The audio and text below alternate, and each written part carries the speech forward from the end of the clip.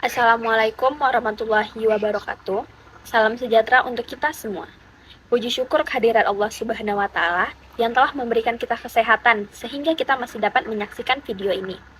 Yang terhormat, Ibu dosen pengampu mata kuliah pengantar akuntansi 2, yaitu Ibu Sani Dewita, SEMSI PhD AK, dan teman-teman sekalian. Perkenalkan, nama saya Diva Ananda Ramli dengan NIM 23043008 dan teman kelompok saya adalah Latifa Wiliarta dengan NIM 23043039, kemudian Muhammad Abdurrahman Syuraim dengan NIM 23043042. Pada kesempatan ini, kami dari kelompok 4 akan mempresentasikan materi tentang rekonsiliasi bank. Yang pertama itu kita akan bahas tentang pengertian dari rekonsiliasi bank.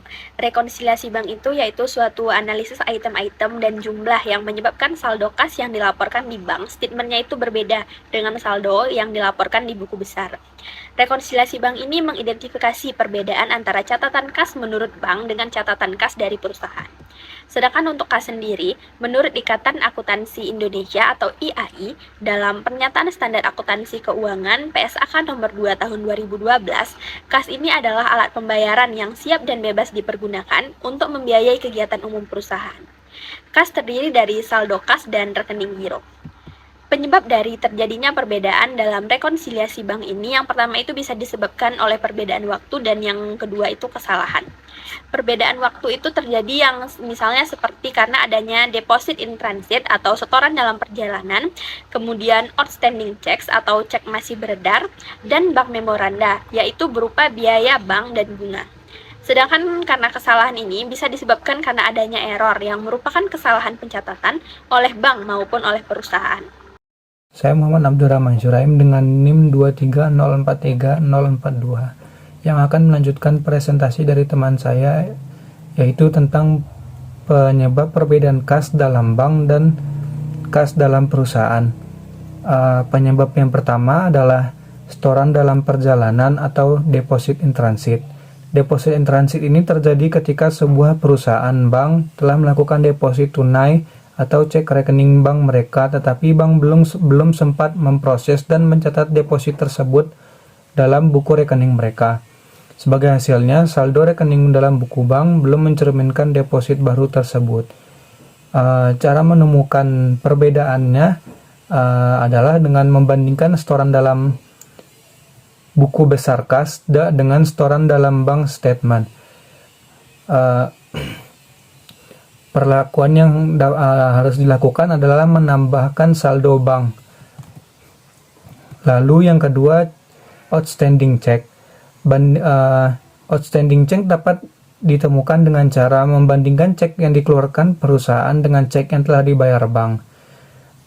Perlakuan dalam rekonsiliasinya adalah dengan mengurangi saldo bank. Lalu yang ketiga,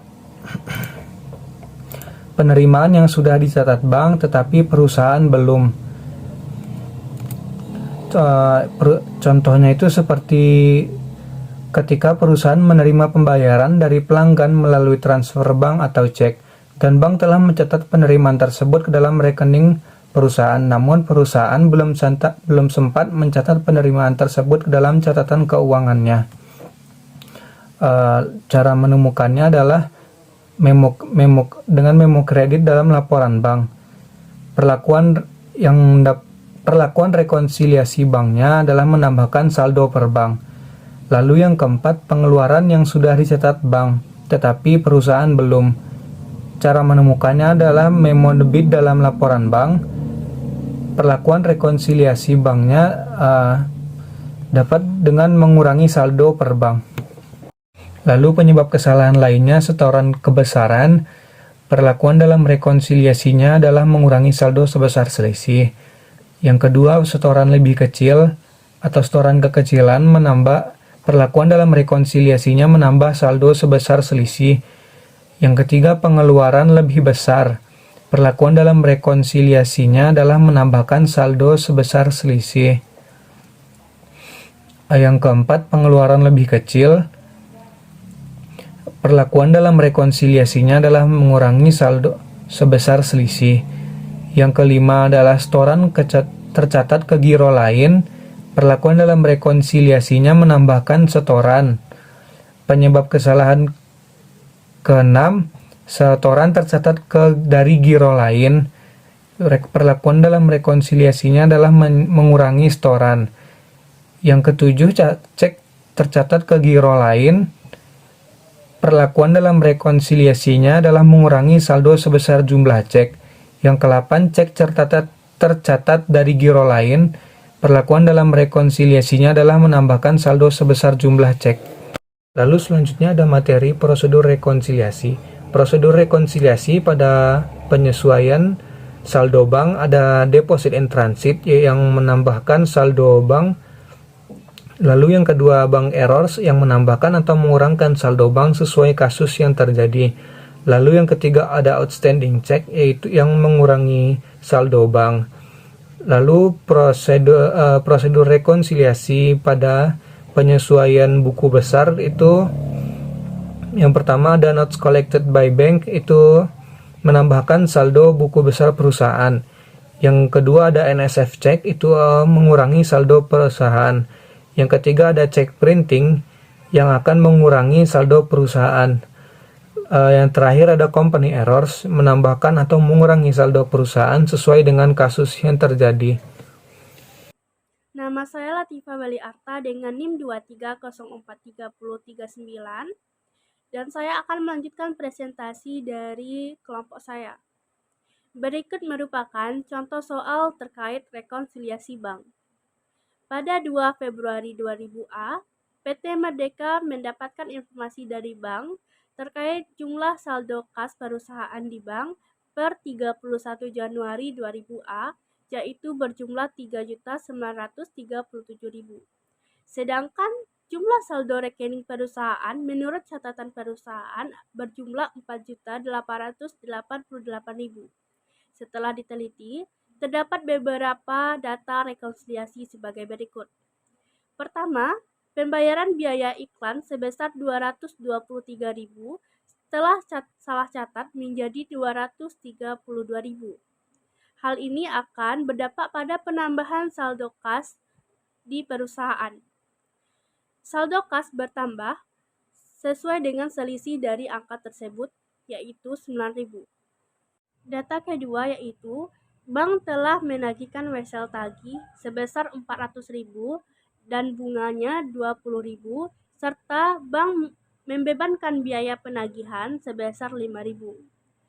Jadi, wesel tagih 400.000 dengan bunga wesel 20.000 akan menambah kas perusahaan, sementara biaya penagihan wesel akan mengurangi kas perusahaan. Data ketiga, cek yang diterima dari langganan dan disetorkan ke BRI sebesar 200.000 ternyata adalah cek kosong. Hal ini akan menyebabkan pengurangan saldo kas pada buku besar perusahaan. Selanjutnya, bank telah mencatat utang hipotek senilai 1 juta, sementara perusahaan belum mencatatnya. Hal ini akan berdampak pada pengurangan saldo kas di buku besar perusahaan. Cek yang bernomor 0137 yang merupakan pembayaran pembelian barang ternyata masih berstatus outstanding check senilai 300.000, sehingga hal ini akan berdampak pada pengurangan saldo kas di bank.